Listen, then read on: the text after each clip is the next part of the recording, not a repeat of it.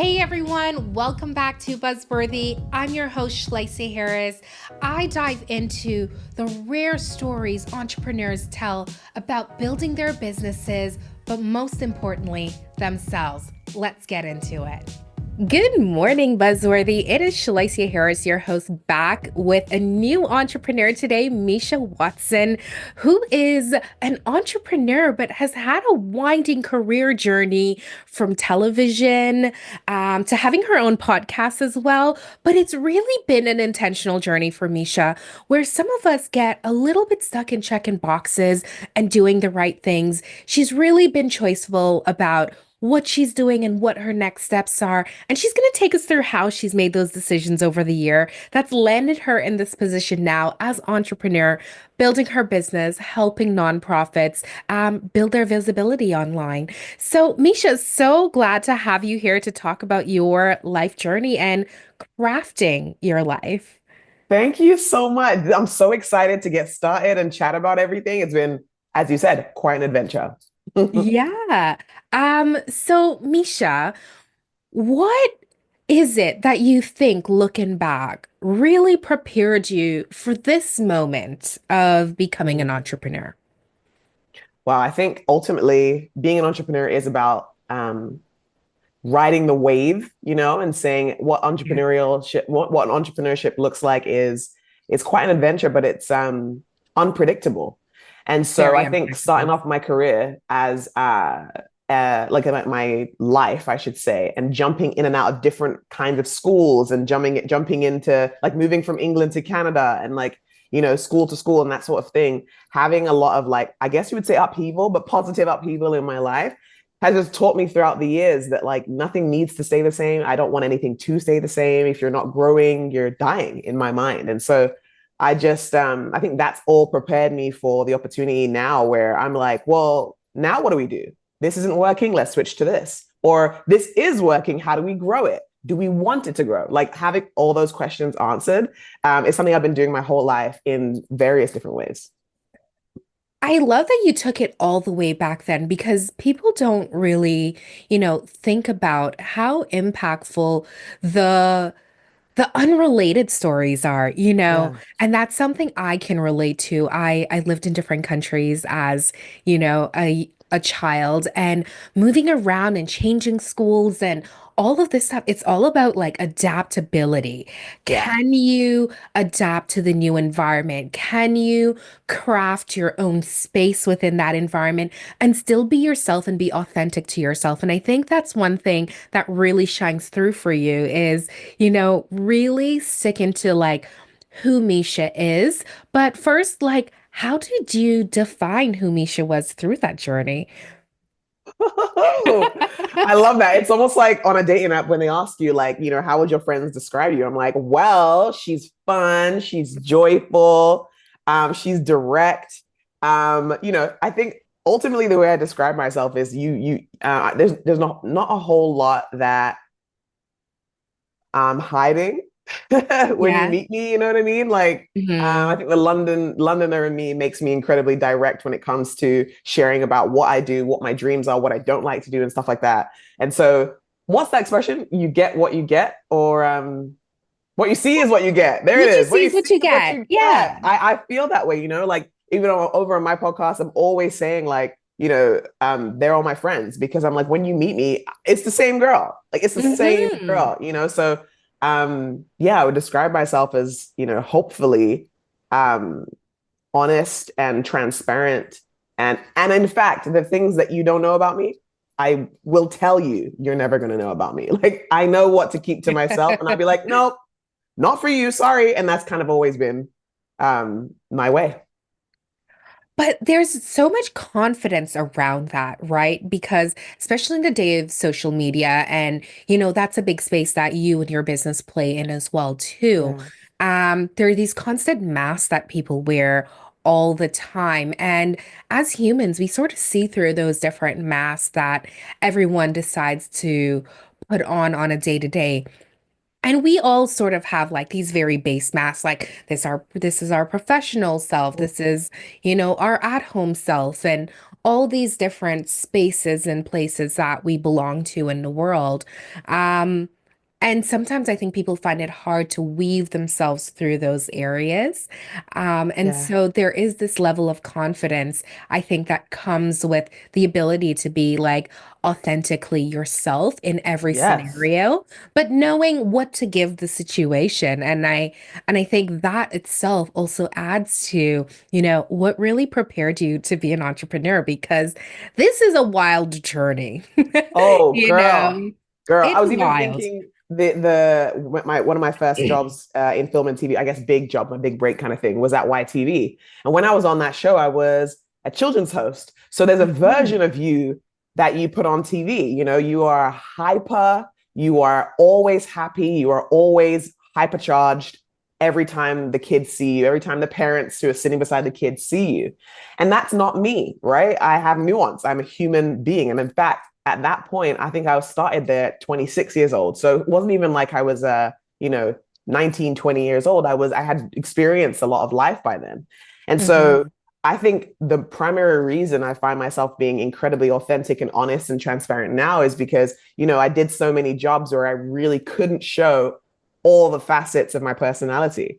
So getting the Mhm. opportunity now to be like on Instagram and talking about whatever I want all day on whatever platform I choose, and as frequently as I choose as well, is liberating. Yeah, it absolutely has to be liberating. I've never really, considered the thought of, being an actor and being someone that's on TV as, suppressing yourself on a daily basis. And that's kind of what it is. And to also distinguish those two things, I is quite a feat, you know? Yeah, yeah, for sure. Yeah. Absolutely. So you started your career. Let's go back to like your early career. What was that kind of move for you? Because the end of high school is like, okay, go to college, go to university, do something, become an actress, an actor. Yeah, yeah, Yeah. literally. So I went to I had a lot of bumps in the road because I was that kid in school who I knew I was really good at certain things and I knew school really wasn't one of those things. And so weirdly enough, my parents never made me feel like, I shouldn't say weirdly enough, gratefully enough. Yeah. They never made me feel like my lack of great grades made me any less bright or intelligent. When we had Hmm. our family dinner conversations, I was always a part of the conversation, but I just couldn't, put it on paper, couldn't do the essays and stuff like that. Yeah. And so when I left school, I just always knew I wasn't going to go to get a bachelor of something. I was going to go and be an Yeah. actor. So I left school and I went to acting school. I did that for a couple of years. And while I was there, even that program didn't feel quite right for me. And I think even within the program, there were so many barriers around at that time, specifically within film and TV, there was a lot of Yeah. race. I mean, there's still a lot of it now, but much less Yeah. 15, 20 years later. But Hmm. originally back then, it was all about you couldn't play certain roles if you were the Black woman. So if you wanted to play Queen Elizabeth, that doesn't happen. The Black girl doesn't play Queen Elizabeth. She plays, a lower character. Yeah. And so I, didn't want to be a part of that. So I left that whole world. I got a job traveling across Canada, doing tours and things like that. I was like, oh, I'm just going to be a tour guide. And so I like traveled across Canada to a ton of different provinces and did that for ages. But while I Wow. was doing that, I'm honing my skills, right? And so Hmm. eventually my mom was like, what are you doing? You have no education. And she literally signed me up for travel and tourism school in Seneca. And so I got like a hospitality diploma because she was like, you're traveling around, why not get this school Hmm. diploma? I did that. And after that program, I kind of was like, am I good, mom? Am I good? She was like, yes, you're good. Do whatever you want. And I decided to try university and hated it as well. Left again. And it wasn't for a Mhm. couple of years after that I was like, wait, let me give acting another try. And that began the road I'm on currently in film and TV and media and all that sort of stuff. But it was a lot of different bumps along the way. And Yeah. they're kind of like the bumps of when you're riding on like a really cool side of the highway and then you get that feeling in your stomach and you're like, woo! Like it was more of that than it was Yeah. crash and burns. They were, I'm grateful for every single one of them. It was, that thing that says, I'm going in the right direction. Is that the bump you're talking about? Yeah, like it was, I'm well, I'm going my own direction. I think that was it. Okay. It was I might not end up where I thought, but I'm gonna do what Hmm. I believe in this Yeah. moment is right for me.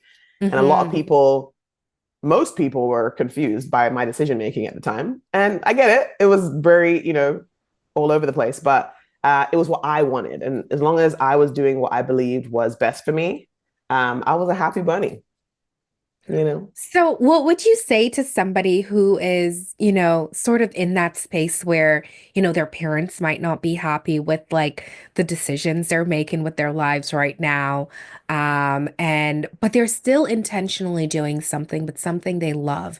That doesn't Hmm. seem like, okay, my child is going to thrive in the world. So you're sort of pushing them in that direction of like academia or Right. something that they're not comfortable in. But it's not that they're not sitting and they're sitting and doing nothing every day. They're actually pursuing something. What do you say to that person and help them, you know, really understand that, maybe what you are doing is right for you, but how do you Hmm. help bridge that gap? I love that because first of all, two things. First thing, generationally, we're always going to be at odds with our parents in certain things. And I think in Mhm. career choices and things like that, that's the case primarily because they entered a different workforce than we did. And so Yes. when I was trying to explain, even to this day, I try to explain to my parents what I do, and they have not a clue what social media management, social media consulting is at all.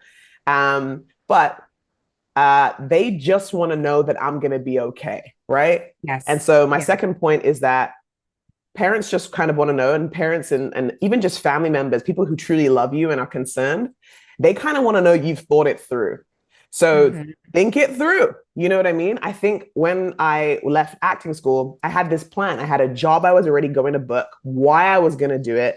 They could see the website. They could see what I was up to. Like there was almost like a proposal I had to fulfill. I have Jamaican parents. They were Hmm. not like, you're going to go gallivanting around the world. They were like, where are you going? And so I had to submit like there's almost like a proposal of what I was gonna do, and that put them at ease. And again, like it's not to say that throughout your life you're always gonna have to do that. Eventually, you live your life, you do what you got to do. They can follow behind, but or Yeah. follow the story, I suppose. But yeah, when you're younger and your parents are still quite involved in your life, I think it's helpful to them to just kind of get an idea of the full picture, um, Hmm. even if they disagree, and you just Yeah. got to go out on your own. Yeah. I think them having a tangible explanation of what you're up to is really important because I know my parents are praying parents and they need to understand what I'm doing to be able to pray about it. And so we need that kind of like, okay, what is Meisha doing again? And I give them the words, social media, artificial intelligence, which scares them as well. But little things like that, and helping them to kind of understand it. And then eventually you just got to go your own way, anyways, and make sure you're surrounded by friends and mentors who do get it. Because I will say this as well, just because you want to do it, it actually might not be best for you. It's And true. having people who are in your life who can actually say, girl, what are you doing? If you want this, why are you going for this? And Hmm. having that in your life is really important too. And maybe your parents aren't that, but having others in your life is like it's like paramount to have other voices as well. Absolutely. But being able to also distinguish your voice from others' voices as well, too. Yes. Super, super important. Yeah. So tour guide, acting, um, all of this. But what was that one hump that said, oh, into entrepreneurship now, Misha? Okay. Like, was there a problem that you saw? What were you experiencing? Tell us the story around the discovery of what you now do.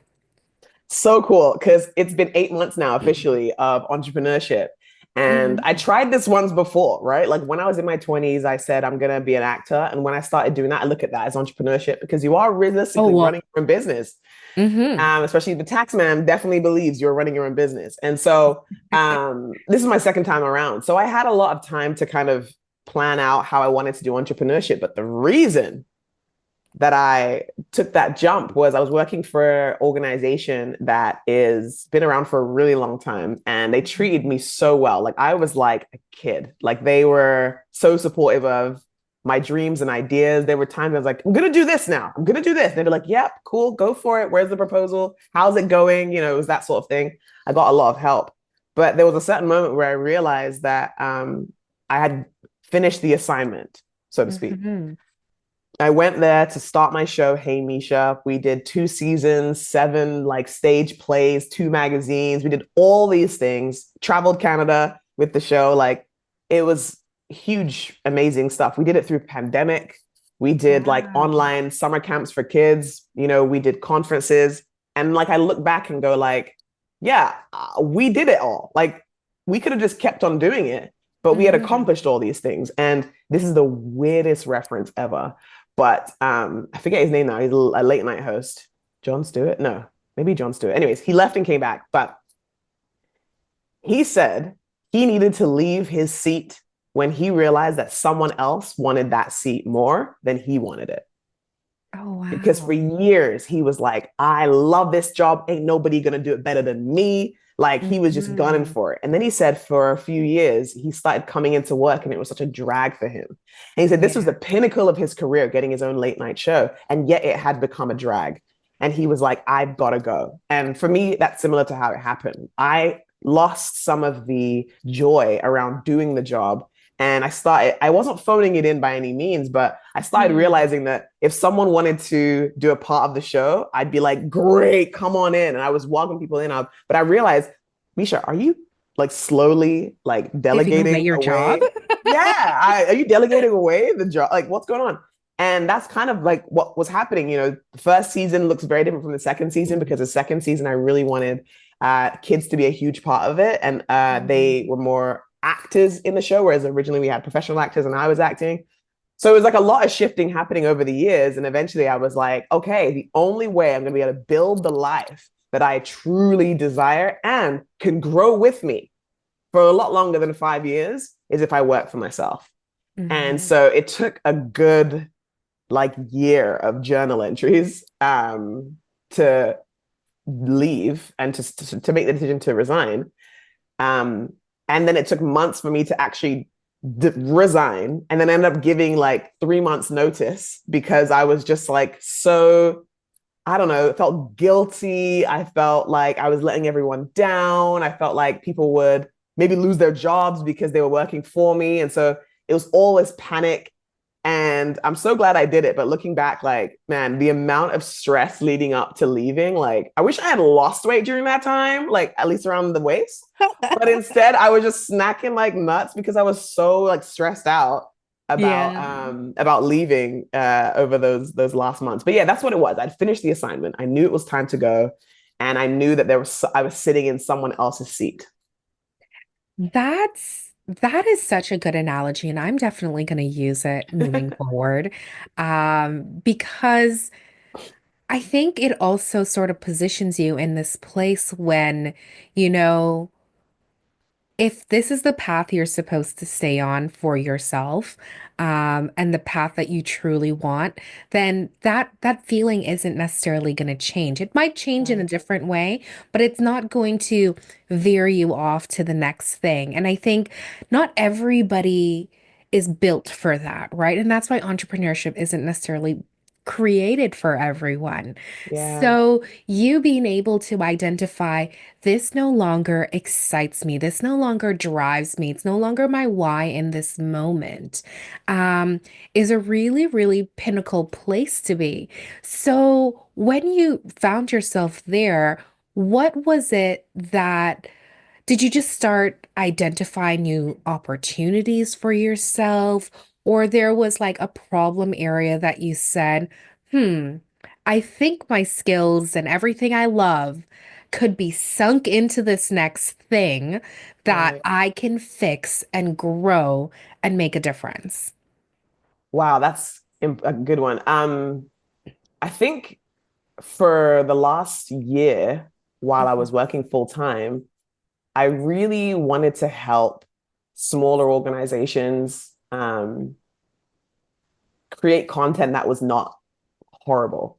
Like I felt like I was seeing so much online and I was like, I know the work you do and I know the lives you're changing, but that post, honey, is ugly, right?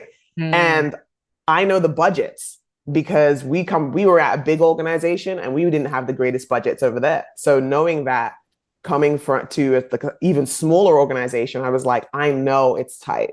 So I thought, how can I create a business where I can um, help smaller organizations, help entrepreneurs, people who have like a purpose as a Yeah. part of their business, really like bridge the gap between like a quality content and like, something that they can manage. I felt Yeah. like I felt like a lot of the consultants that I had, come across over the years were like, here's the thing, it's 8 grand.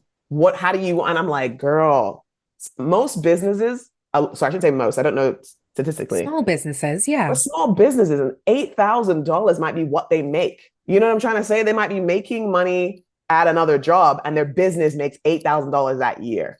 Yeah. So realistically, although it's an important investment, I just thought, is there a way that I can do it where I can help them and they don't have to, they can invest, but it doesn't have to be something where it's like, do I eat or don't I eat? Hmm. And I'm still 100% figuring out how to, well, no, I'm not really. I was figuring out how to run a business and take care of my own finances while lowering the cost, because the cost connected to helping people is still high, and Yeah. it's still a lot of time and stuff like that.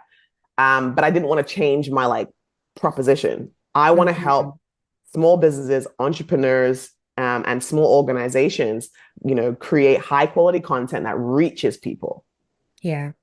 How can I do that at that low cost and still get my nails done and still, live my life and pay my rent? How can Yeah. I do that? And so I've been basically over the last 8 months constantly changing almost month by month the way that I do business to help those people at the same time grow my business as well. Hmm. Yeah. And I think especially in, the first year, which you're still in. Yeah. So congratulations, you've made it this far. Thank you. Feels good. Feels good. Yeah. Being in this time is where you're really figuring out like what works and how you can find like synergies and rhythms and how different businesses work and how you can leverage, what's like how are they making decisions in this company and this company, and then eventually you'll get into your own rhythm where you can start standardizing things and Yeah. making it easier to do business with. And then your costs will start to come down because now it's not as Yes. time intensive. So Yeah. even for you in your first year, it's a big investment as well, right? Yeah. The Yes. huge successes don't necessarily happen overnight, but it's the tiny things that you're willing to change on a day to day. Yeah. And you have practiced doing that your whole life. Mhm. Absolutely. Yeah. Like, I actually would love to share with you about like this past February. Yeah.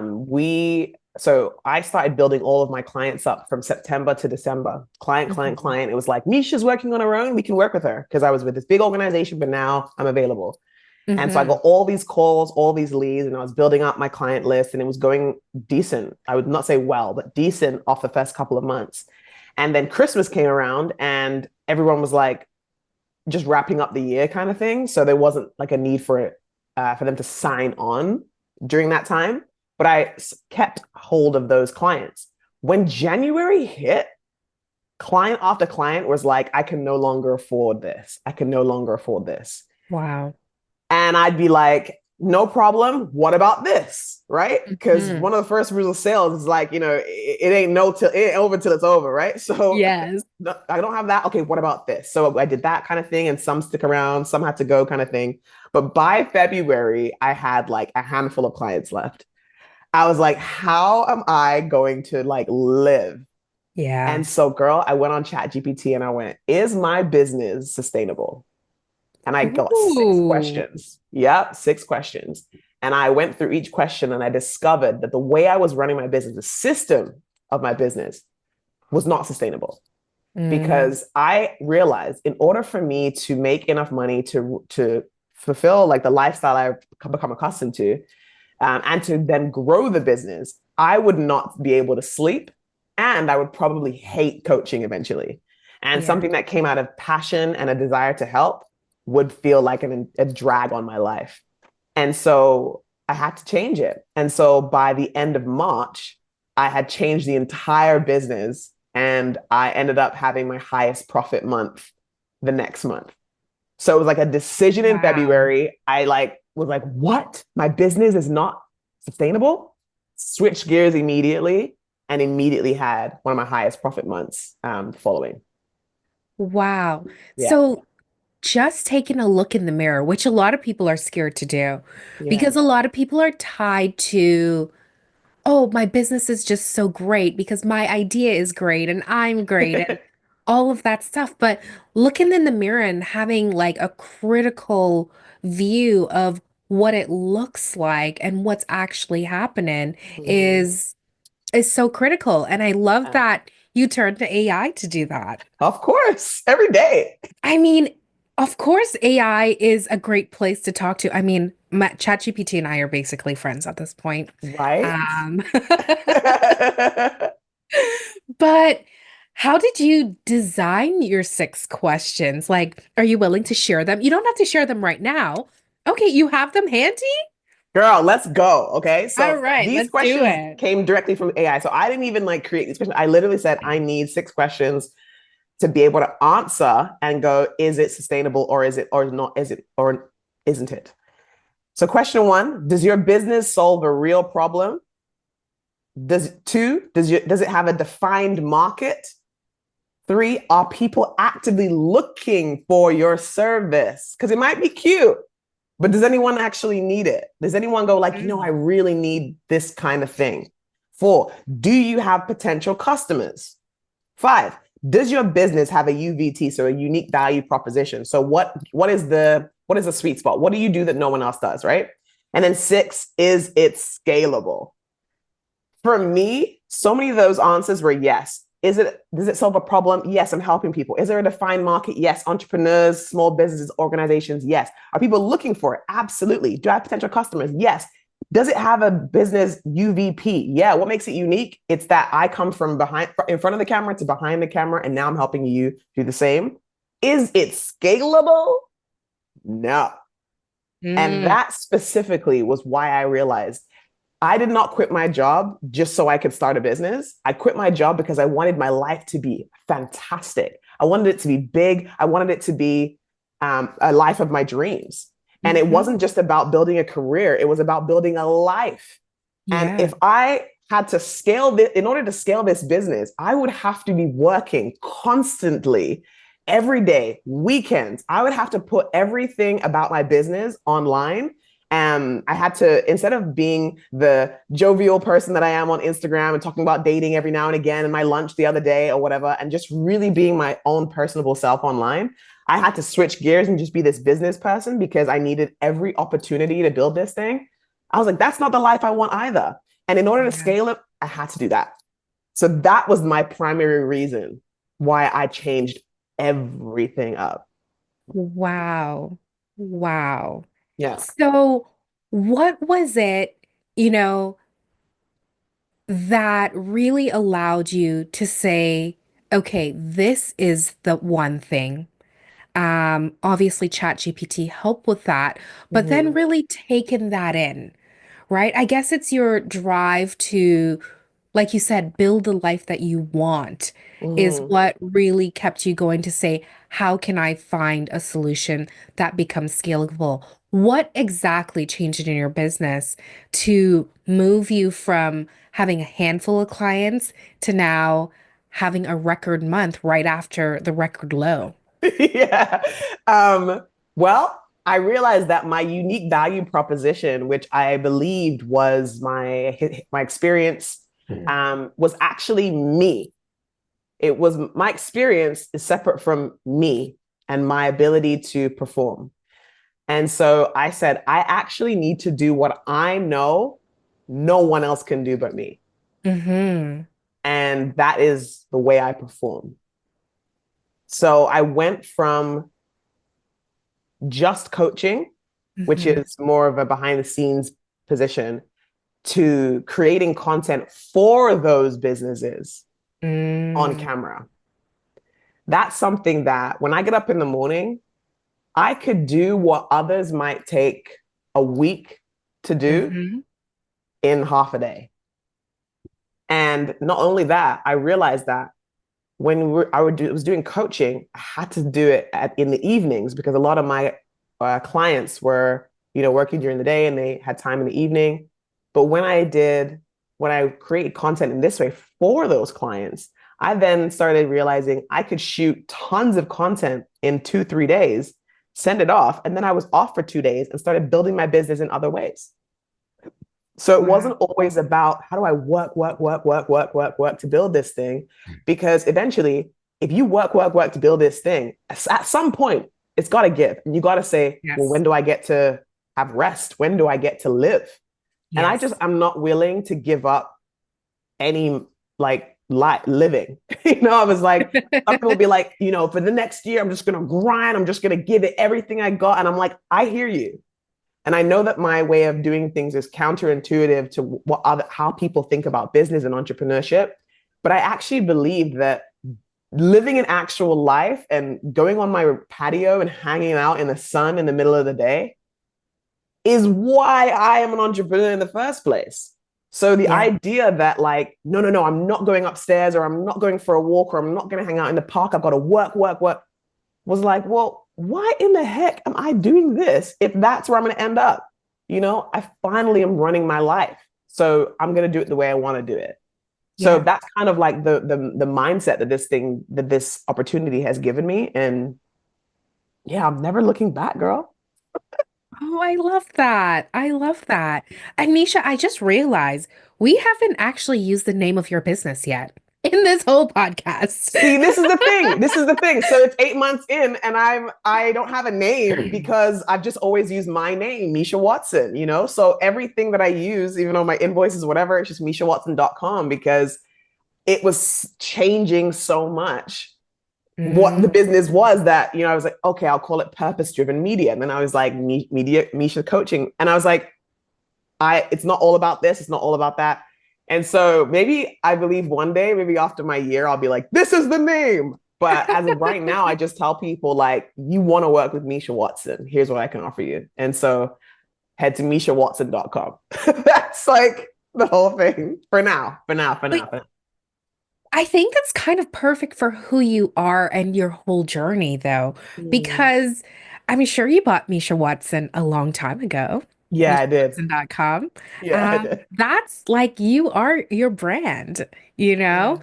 Yeah. Yeah. And that's what it meant to be an actor back then. And maybe, what would be really cool is to see like an evolution of your website over the years. That would be I don't know about that really girl. cool. Maybe my bio. You can see the bio, but there is no way I'm going to let people see the horrible alignment, the strange colors, the copy and paste it. Oh my gosh, so ugly. Now it's nice and neat. And even now Mhm. I'm like, oh, I can see some changes over here, but we leave it for now.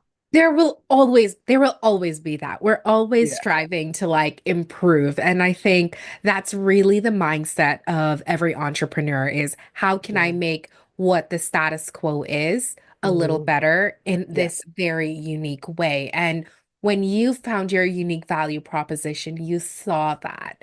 Yeah. And you knew it innately. I'm pretty sure you knew it innately because that's what you've been doing your whole life is finding that unique proposition, which is you and your ability to adapt, which is coming through in every single story that you've seen and the confidence that you have has really like shine through. So everyone needs to visit MeishaWatson.com if you need Amen. help with like your content and you need to boost your business online, Misha's got her unique value proposition for you. And so, Misha, now that you've found like this is the solution for your customers and Mhm. yourself, right? Yeah.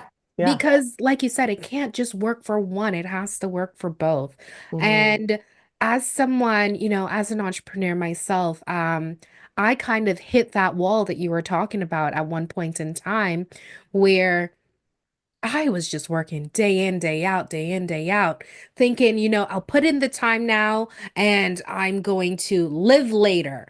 Um, No, no, you hit that wall, and I definitely hit that wall. And now I live every day for my kitchen. And so I'm Oh, always I love whipping it. something up in there. So I'm glad that you mentioned that because it's a real thing. Like life can Mhm. pass you by if Yeah. you're just stuck in just doing one thing as an entrepreneur. And we love what we do as entrepreneurs. And Mhm. um it's something that could, slow our creativity as well. Oh yeah.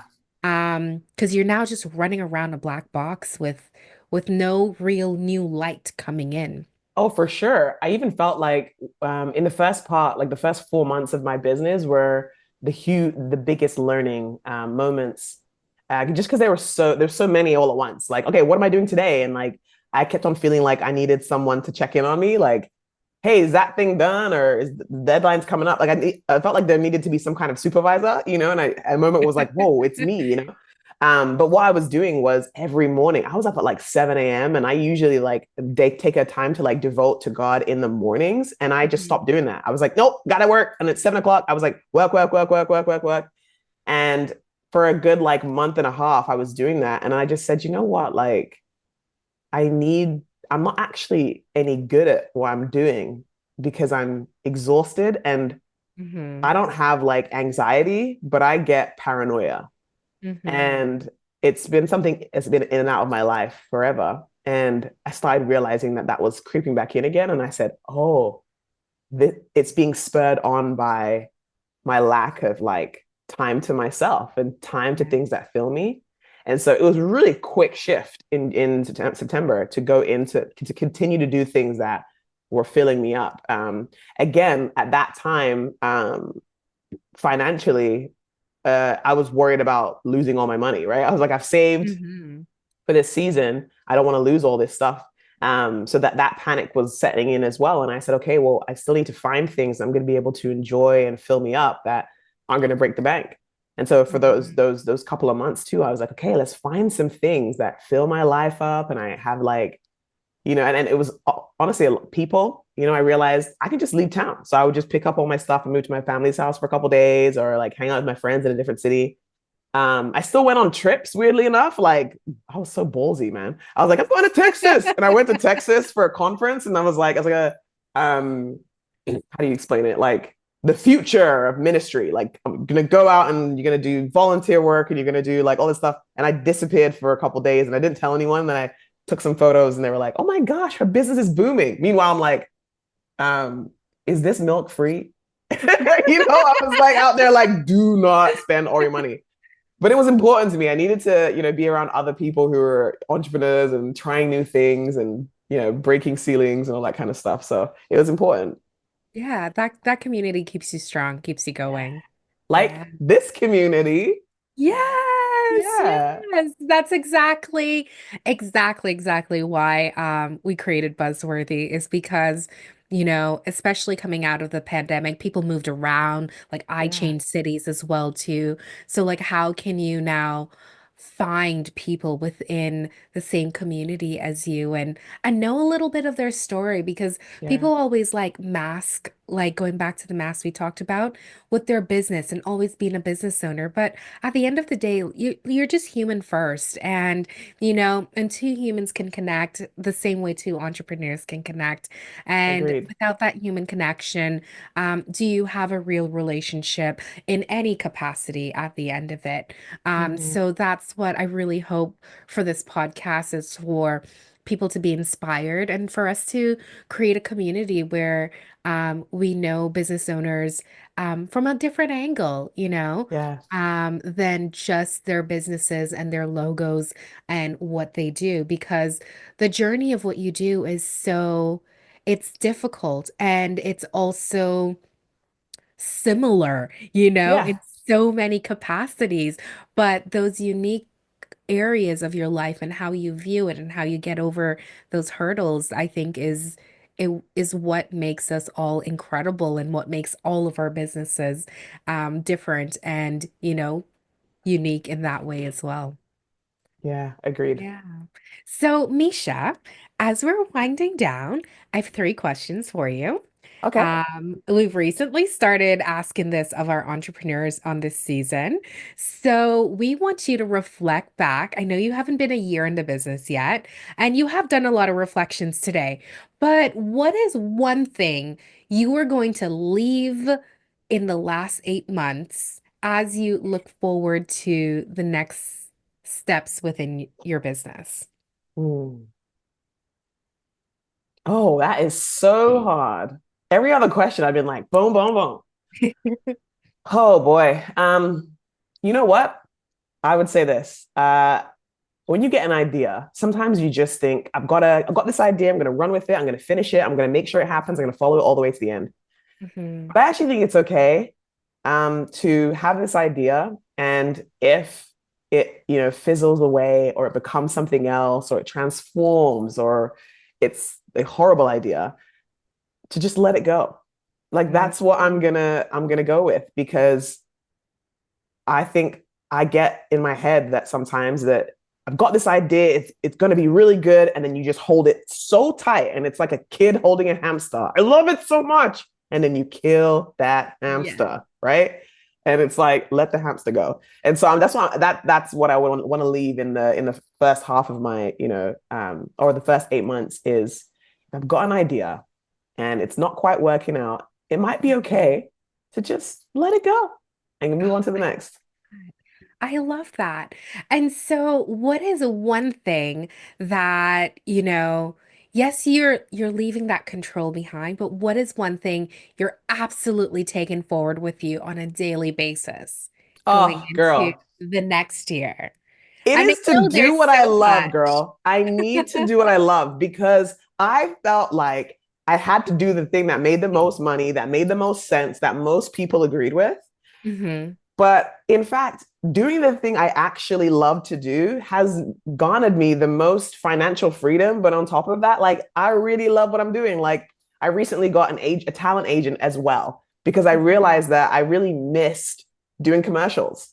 And it's Yeah. such a niche acting portion of like my whole business. But now it's like a weird thing because I'm working with these businesses over here coaching, but I'm over here doing a commercial for like toothpaste. And it's like people are like, wait, was you in that toothpaste commercial? I'm like, yeah, that was me. And you know what? I just really love it because it's 3 days of work. You get a really great amount of money for it. And then Mhm. you move on to the rest of your business. And I actually really love doing it, but it's so niche. And I'm just deciding that it's okay to niche out, and just like be as weird as you want to be because it has really benefited me in this last, I would say in the last 4 months, really benefited me. And so let's keep on that path. I absolutely love that. I think people are scared of niches because they're like, "Ooh, it's too small. I You can't know. do anything with it." Right. But what the theme of this season is seeming to be, like on the podcast with other entrepreneurs, is selecting a niche is so critical because it allows you to really hone in and know and understand who you serve. And that's where you deliver the best Yeah. value possible. Yeah. And can I just Yeah. also say within the niche thing that the best advertisement is going to be word of mouth, right? And if Hmm. they know exactly what you do, it's Hmm. that much easier for them to sell you to someone else. Correct. If you're like, I bake the best gluten-free cupcakes, I bake other things, but I bake the best gluten-free cupcakes. The very moment they meet someone who's gluten-free and is bragging about it, they'll be like, well, have you tried her cupcakes? If Hmm. you're like the baker who bakes everything and is doing all these kinds of things, but you haven't honed in on what your thing is, it's harder for Hmm. people to sell you, right? They're like, bakery. I guess everybody likes bakeries. So should I say it to everybody? Probably not. Hmm. When you Yes. niche out, it's that much easy to sell you. Nailed it. Nailed it. You're gonna have so many like hot takes um for this episode. Our editor James is gonna have a really hard time. Hi, James. So then our final question is, what is one thing that you wish for your future self and your future business? Future self, husband and babies. That's my Mhm. future self. That's my wish because I'm so ready for love. And for my business, my hope is that it continues to grow with my life. You know, I have humongous dreams, and I have no problem saying it to the world because people often say the quickest way to tank a dream is by telling someone who has small vision. But Yes. my voice is loud enough that I'm not even listening, girl. I'm not even listening. So I will shout to the rooftops all of my dreams as big as possible. So that's my hope, is that my business will continue to grow and it will change, it will transform, but I will always be able to be at the helm of my life. And that is Meisha Watson crafting her life at every step of the way. And I hope this episode has been so inspirational. And, I hope you enjoyed it as much as I did because, Meisha, what a breath of fresh air you are. Your energy is electrifying. That's the Thank you, word that I can darling. use. And so it has been such a pleasure hearing your story. I can't wait to see, even what your 1 year mark brings you because Mm, your ability to adapt and change and willing to learn and, bring things in like AI into your world is so critical as an entrepreneur. And you've made magic before in every other thing that you've done, and you're going to do it again. thanks, girl. Yeah, thank you so much. And have a great one, everyone. We'll see you next week. Thanks for tuning in, everyone. We're so glad to have you as part of our Buzzworthy community as we grow our network of buzzworthy businesses. Continue to follow us on all the social media platforms at buzzworthy_pod and follow us on whatever platform you're listening to so that you can get the new episodes as soon as they're out. This Buzzworthy podcast could not be done without our incredible team, starting with our music by Khaled Imam, our video and sound engineer, James Clark, Yvette Robichaux, our social media manager, Cesar Cardania, our brand and creative lead, and finally, your host and executive producer, Shalacia Harris. We'll see you next week.